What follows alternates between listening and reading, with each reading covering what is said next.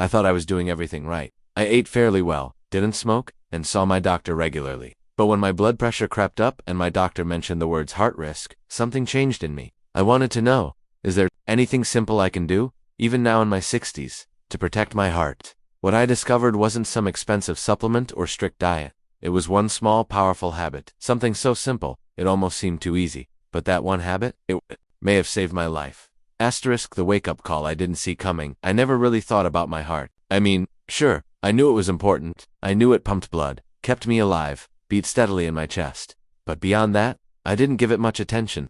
After all, I wasn't overweight, I didn't smoke, and I had made it into my 60s without a major scare. So I figured I was doing okay.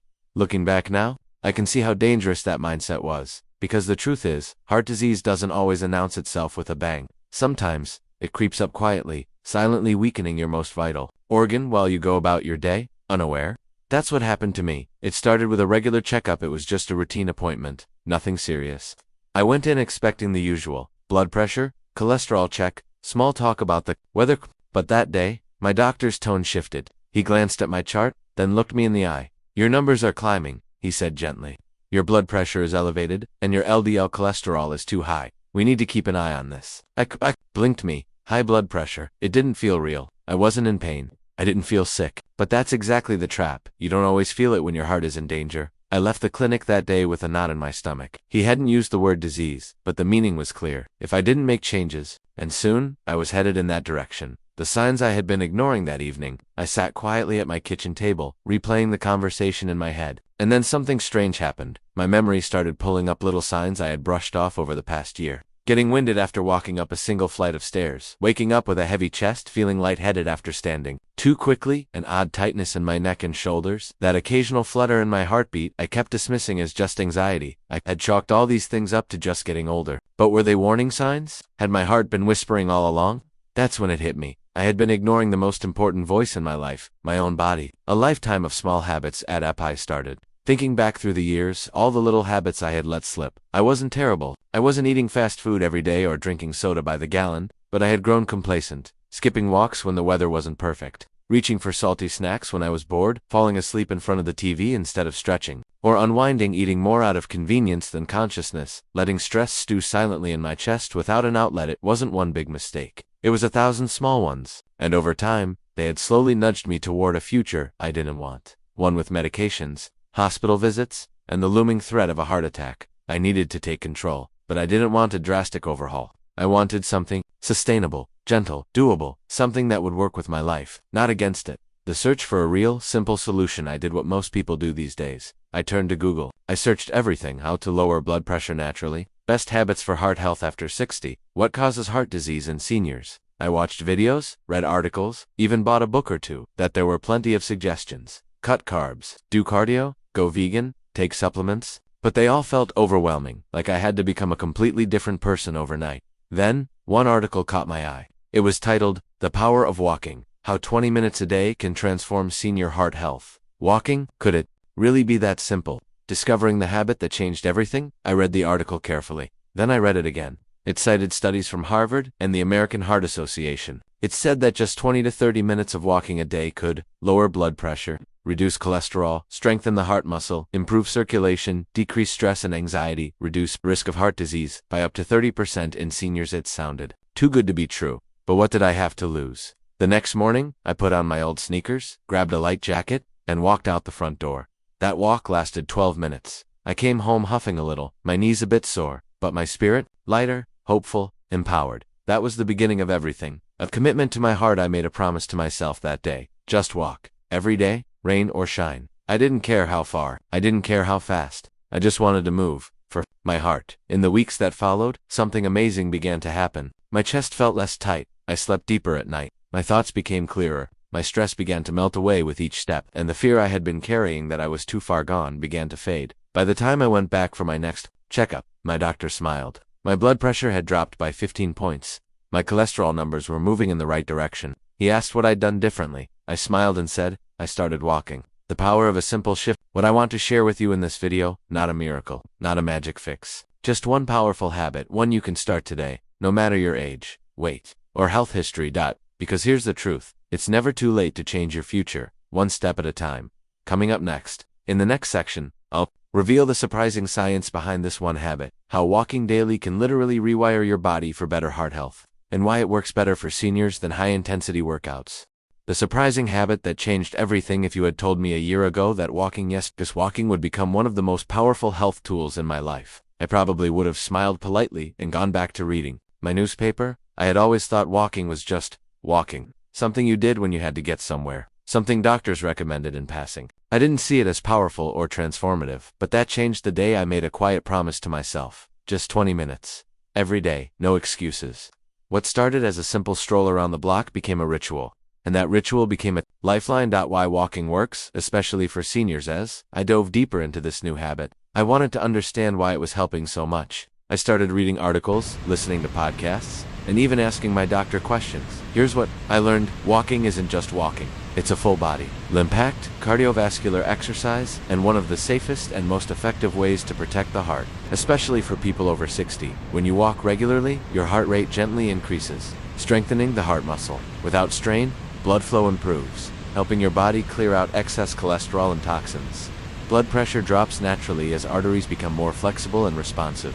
Your lungs expand more fully, increasing oxygen supply to every cell. Muscles in your legs and core engage, improving balance and reducing fall risk. And here's something I didn't expect. Walking helps balance blood sugar, regulate hormones like insulin, and reduce inflammation, all things that contribute directly to heart disease. In short, walking is medicine, and it's the kind most of us already have access to free of charge. How I turned walking into a daily ritual? Let me be honest. Those first few walks weren't easy. My knees creaked, my back was stiff, my breathing felt shallow. But I reminded myself, I'm not doing this to impress anyone. I'm doing this to protect my heart. Here's how I built the habit slowly and successfully. One same time every day I chose 8 a.m. After my light breakfast and coffee, I would lace up my shoes and step outside. Same time, every day. Or shine. Doing it at the same time helped train my brain that this was a priority, not a random chore. It became part of my rhythm too. Same route for the first month at first. I picked a very familiar route around my neighborhood park, and back, it took me about 15 minutes. Why? Simplicity builds consistency. I didn't want to think about directions or distance. I just wanted to show up. 3. I treated it like meditation in motion, rather than rushing through it like a task to be completed. I began treating walking like a form of meditation. I paid attention to my breath. I listened to birds. I noticed the leaves, the cracks in the sidewalk, the scent of morning air. This made my walk something I looked forward to, a moment of presence and peace in a busy, distracted world. 4. I gradually increased my distance. A few weeks I realized I could go a bit farther without feeling tired, so I extended my route by 5 minutes. Then 10. Eventually, I was walking 30 minutes a day, effortlessly. But even on days when I didn't feel my best, I still went out for at least 10 minutes. Because consistency matters more than perfection. The physical changes I noticed within the first month of walking every day, I began to notice changes, small at first, but unmistakable. I stopped getting winded climbing stairs or doing housework. My resting heart rate dropped from the high 70s into the low 60s. My ankles and legs stopped swelling at night. My digestion improved. Yes, movement helps the bowels too. And, to my surprise, my sleep got deeper and longer. It was like every system in my body had been waiting for me to move. And now that I was doing it daily, my entire body was saying, thank you. My doctor's reaction when I went back for my 3-month follow-up? I felt nervous. Had the walking really helped? Would it show up in the numbers? The answer was, yes, and then some. My systolic blood pressure dropped 15 points. My LDL bad cholesterol was down. My HDL good cholesterol was up. My heart rate was lower and more stable. I had lost 6 pounds without changing my diet much. My doctor looked at me and said, whatever you're doing, keep doing it. You're reversing risk, not just managing it. That day, I felt proud. But more than that, I felt hopeful.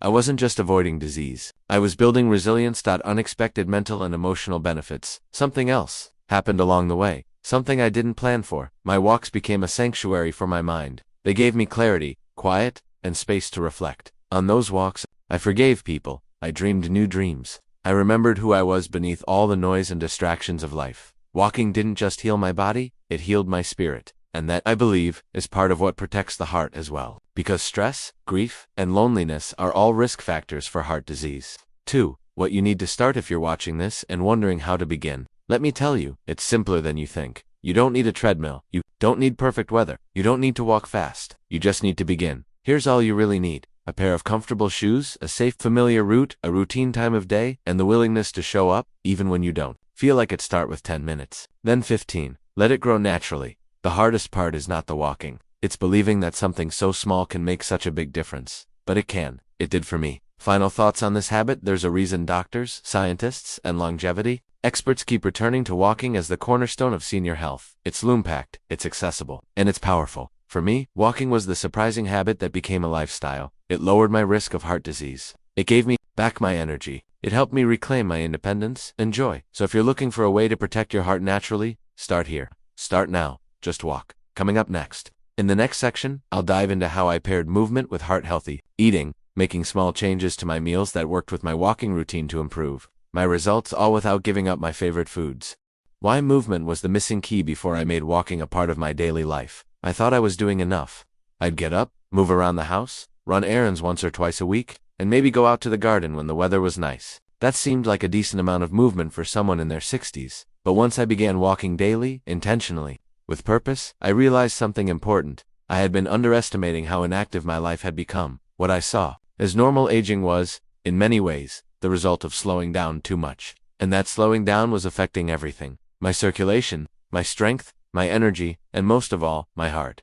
How sedentary life creeps in. It's easy for movement to quietly slip away as we age. After retirement, the natural structure of the day disappears. We're not walking to and from a workplace. We're no longer chasing kids. And we don't feel the same drive to keep moving when no one is waiting on us. It sneaks in through little conveniences. Driving instead of walking a short distance, using a remote for everything, sitting through long hours of TV, avoiding stairs, feeling like it's okay to just rest more. Of course, rest is important. But when rest becomes your default, the body begins to deteriorate in silence. And for me, that was happening beneath the surface, without pain or warning, until my doctor flagged the numbers. While your heart needs daily movement, the heart is a muscle like any muscle. If you don't use it, you lose it. But unlike your biceps or your legs, your heart doesn't just help you lift things or walk, it keeps you alive. Every beat is a pump, delivering oxygen, nutrients, and life itself. And here's what I learned. Movement, especially regular, rhythmic movement like walking, trains the heart. When you move consistently, your heart becomes more efficient. Your resting heart rate drops, meaning less strain over time. Your arteries stay flexible, which helps reduce blood pressure. Your blood circulates better, feeding every organ, and your risk for plaque buildup and clots decreases significantly. The American Heart Association says just 150 minutes of moderate activity per week, that's about 20 minutes a day, can reduce heart disease risk by up to 30%. Once I truly understood that, it stopped being about exercise for me. It became about survival, vitality, freedom. How movement helped more than my heart. Something beautiful happened when I started moving every day. Yes, my heart got stronger, but so did everything else. Here's what I noticed over the weeks and months. 1. My muscles got stronger without lifting weights. My legs stopped feeling wobbly after long days. My posture improved. I could carry grocery bags without needing help. Walking and light movement naturally engaged my core, hips, and legs, building endurance slowly and safely. 2. My brain felt sharper. I read that regular movement boosts blood flow to the brain, and I felt it. I stopped forgetting little things. My focus returned. Conversations became easier. I realized I wasn't slowing down with age. My brain had been starved of circulation. 3. I slept like I did 20 years ago. This shocked me. Within 2 weeks of regular movement, I started falling asleep faster, staying asleep longer, and waking up refreshed. The kind of sleep that made me feel truly human again. For my mood and confidence improved. There's something deeply emotional about movement. Each walk was a reminder, I'm capable, I'm still strong, I'm not done yet. That mindset carried into everything, my social life, my motivation, and my sense of purpose. Simple ways I added movement beyond walking. Walking was my anchor. But I also found small ways to bring more movement into my daily routine, especially on days when I couldn't go far. Here's what helped. Stretching while watching TV, especially my back, neck, and calves. Chair yoga in the mornings. Gentle but energizing. Standing while on phone calls. Dancing around the kitchen while cooking. This became a favorite. Taking the stairs instead of the elevator. Even just one flight. Gardening. Bending, lifting, reaching. It's surprisingly active. These didn't feel like exercise. They felt like living. And over time, these tiny movements stitched together into something powerful. A life that was in motion again. The day I realized I was getting stronger. One day, about 3 months into my new routine, I decided to walk up a hill in our neighborhood. It was something I used to avoid. Too steep, too tiring. But this time, I didn't even think twice. I just walked. Up I went, step by step. No huffing, no aching, no stopping. At the top, I paused and looked out over the neighborhood. The sun was rising, the air was crisp, and I felt something I hadn't felt in years. Pride. Not in some grand achievement, but in the simple fact that I was still growing, still improving, still capable of change. What to do if you have mobility challenges now. I know not everyone can walk the way I do. Maybe you have joint pain, a walker, or other mobility issues. But that doesn't mean movement is off the table. Here are gentle, senior-friendly ways to move safely. Chair exercises, seated leg lifts, arm circles, shoulder rolls, water aerobics. Less impact on joints, great resistance training resistance bands, light and portable. Perfect for home use, tai chi, or slow stretching, improves balance and flexibility. Short indoor walks around your house. During commercial, goal isn't to run marathons. It's to tell your body, we're still here, let's keep going. Why movement is the missing key. Heart disease isn't just about genetics or age. It's about circulation, pressure, inflammation, and all of those are directly impacted by how much or how little you move. Before I built this habit, I was unknowingly surrendering my vitality to the couch. But now, every step I take is an act of defiance, a message to my body that I still care, that I still want to thrive, not just survive. Coming up next. In the next section, I'll show you how I adjusted my eating habits to support my heart, without going on a strict diet or giving up the foods I love, just simple, natural changes that made a major difference. Eating with my heart in mind, I always thought I was eating okay. My plate didn't look too different from other people my age. Some bread, a bit of meat, occasional vegetables, the occasional treat here and there. Nothing too wild. Nothing that screamed danger. But after I started walking regularly and saw real changes in my health, I realized something. Movement can only take you so far, if your food is silently fighting against you. So I decided to take a hard, honest look at what I was putting on my plate every day. And what I discovered shocked me. My pantry wasn't helping my heart. The first thing I did was open my kitchen cabinets and fridge. I wasn't expecting to find anything alarming, but I approached it like an investigator on a mission. Here's what I found. Canned soups loaded with sodium, crackers and snacks with trans fats and hydrogenated oils, low-fat foods with added sugar, bottled sauces with 25 ingredients, most unpronounceable processed deli meats with nitrates, white bread, white rice, and sugar hiding in things I thought were healthy. That's when I realized heart disease doesn't just come from bad genes or lack of exercise. It also comes from chronic, daily exposure to inflammatory foods. And inflammation is the silent killer. It stiffens arteries, elevates blood pressure,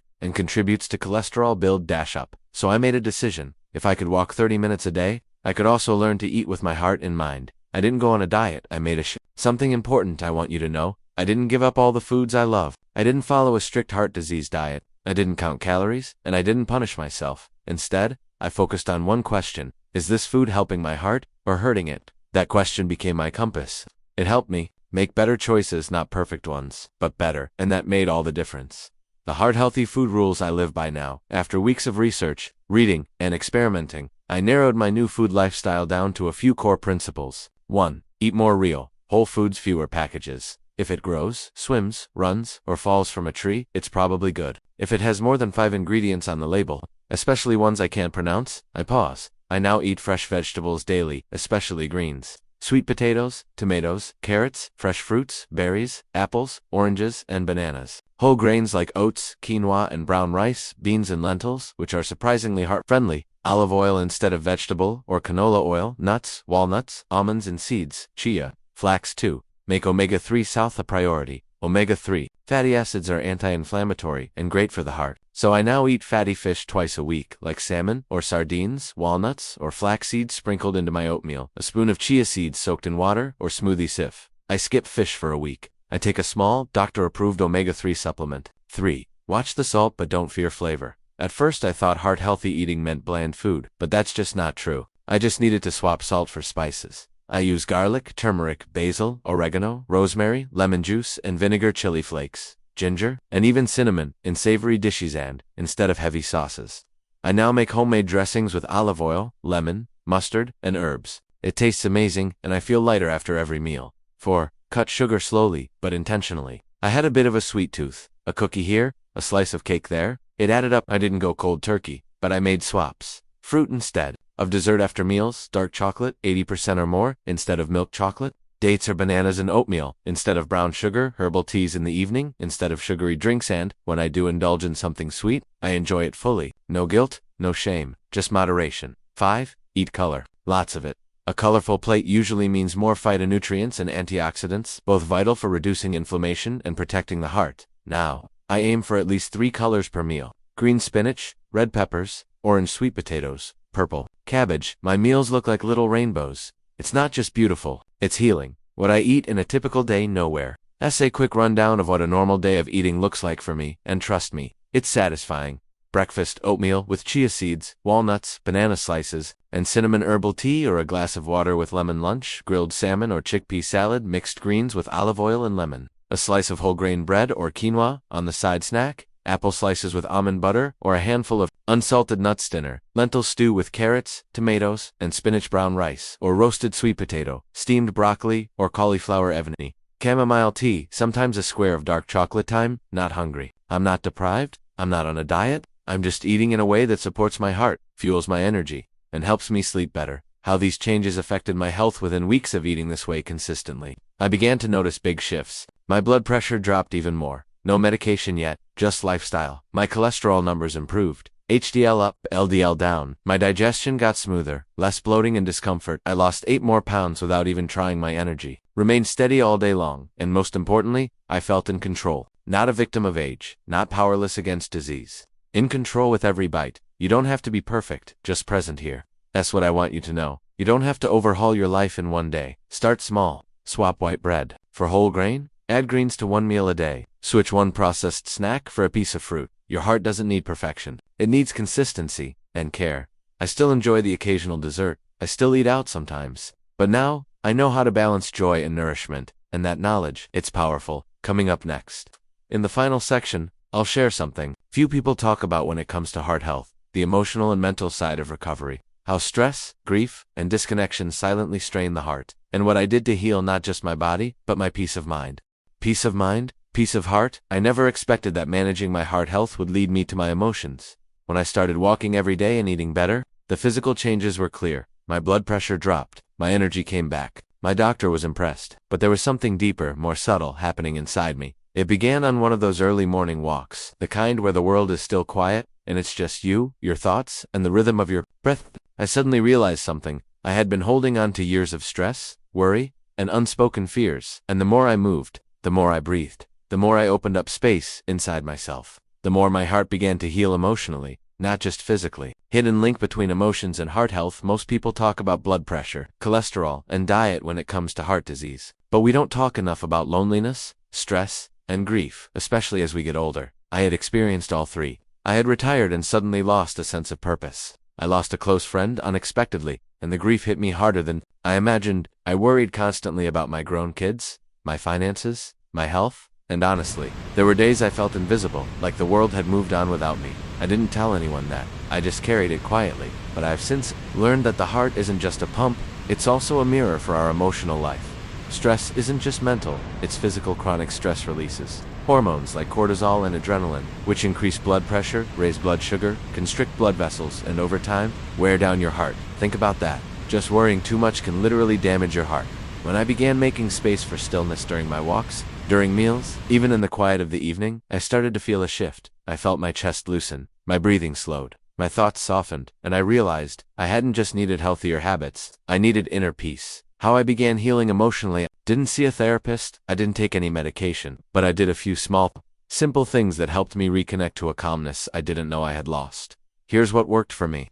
1. I started practicing gratitude. I bought a small notebook, and every morning, I wrote down 3 things I was grateful for, no matter how small. One day it was a warm cup of tea. Another day, a phone call from my daughter. This helped shift my focus away from fear and toward appreciation. That alone made my heartbeat feel lighter. 2. I sat in silence for 5 minutes a day. No meditation sounds intimidating, but all I did was sit, close my eyes, and breathe slowly. I didn't try to empty my mind. I just let thoughts come and go.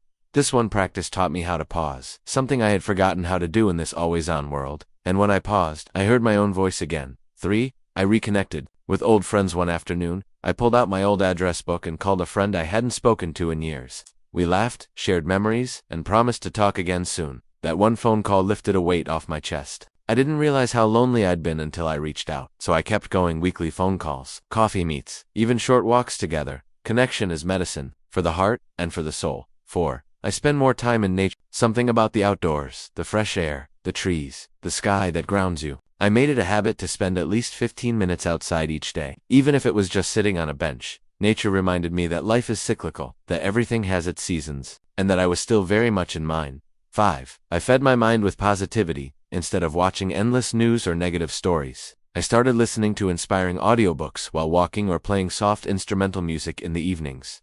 I followed YouTube channels that encouraged growth, peace, and aging with wisdom, and slowly that positivity began to shape my perspective.